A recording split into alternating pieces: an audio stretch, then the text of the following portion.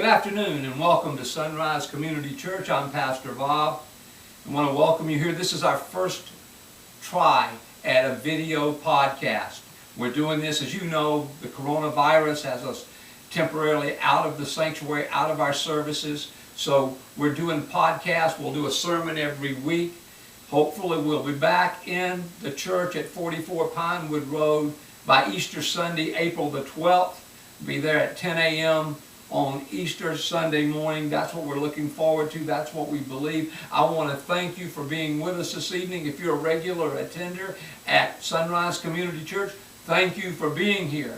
If you're someone who listens to us online, thank you for being here. And if you're a first-time listener, you just found us some way, thank you for being here. We hope that you will enjoy this and it will be a blessing to your heart. I would like to talk to you this evening about God's peace during uncertain times in our country. You would agree with me, correct, that this is uncertain times in our country. You know, even in good times, you'd be hard-pressed to overstate the extent to which fear, anxiety, and worry have permeated our world, but especially in times like this. I mean, to make matters worse, today hardly an hour goes by without some new update or new concern or news feed about the coronavirus, the uncertainty, the unknown of it all. Have you ever wondered why?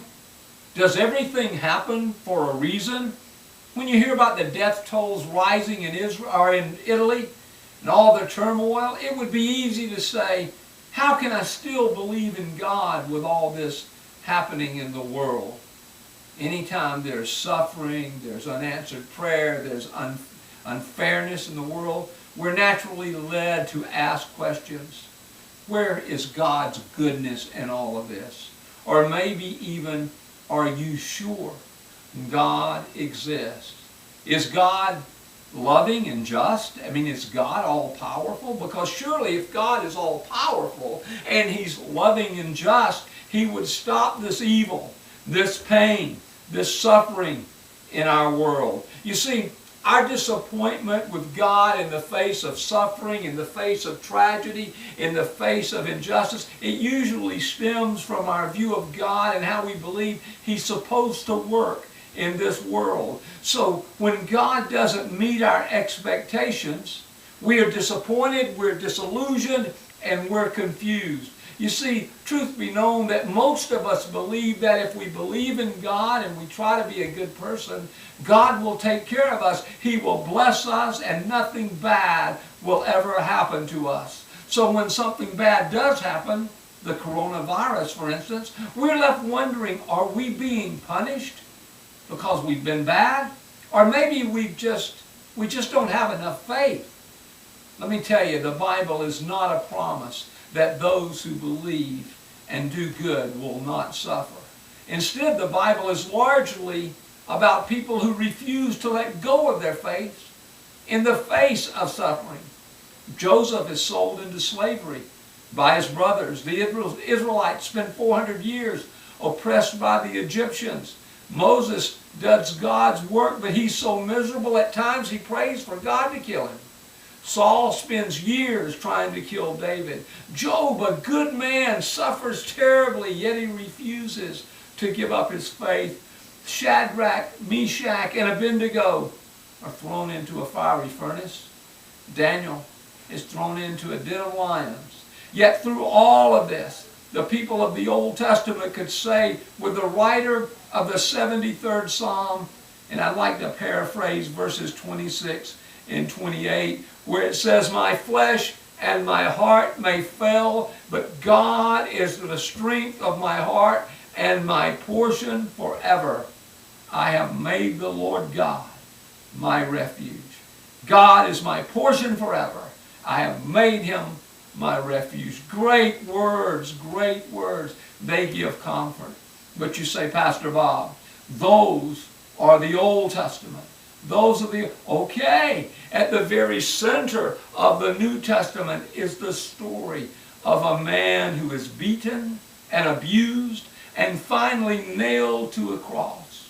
His first disciples are nearly all put to death for their faith. Far from promising a life of bliss to those who believe, he promises they will face persecution, hardship, and trouble. The Apostle Paul, the most prolific writer in the New Testament, is arrested, he's beaten, he's abused on numerous occasions. He is ultimately put to death by the Romans. The Bible definitely does not teach that those who follow God will have a life of bliss. Instead, it describes a dog's faith of those who continue to trust in God despite their sufferings. It also describes the comfort, the strength, and the hope they find in the midst of this suffering. So if the Bible doesn't promise us safety, health, and wealth in this life, maybe we should consider another misunderstood assumption. Everything happens for a reason. What does that even mean? God has a plan. We cannot see that plan, but God has a good reason for it. Just trust God. That sounds so pious, doesn't it? It even seems logical at first, but think about it. If everything happens for a reason and therefore is part of God's plan, that means that God planned for this tragedy, for this virus. God willed this to happen. If God willed it to happen, God actually caused it to happen. God wrote this event into your life's story. We've all heard it. A well-meaning Christian trying to comfort a friend at a time of suffering. It must have been the will of God. It must have been the... Think about that for a minute. It must have been the will of God. A child is abused and then murdered. Is that really the will of God? Did God write that into that child's life story? Did he write that into those parents' life story? I mean, if God wished for this to happen, then he must have put that into the heart of the murderer to do this terrible thing. The person who committed this terrible crime will be put into prison for being a murdering monster. When we say it must have been the will of God, we affirm that God intended this to happen. How can that be? If by saying everything happens for a reason, we mean that we live in a world of cause and effect, then of course that's true.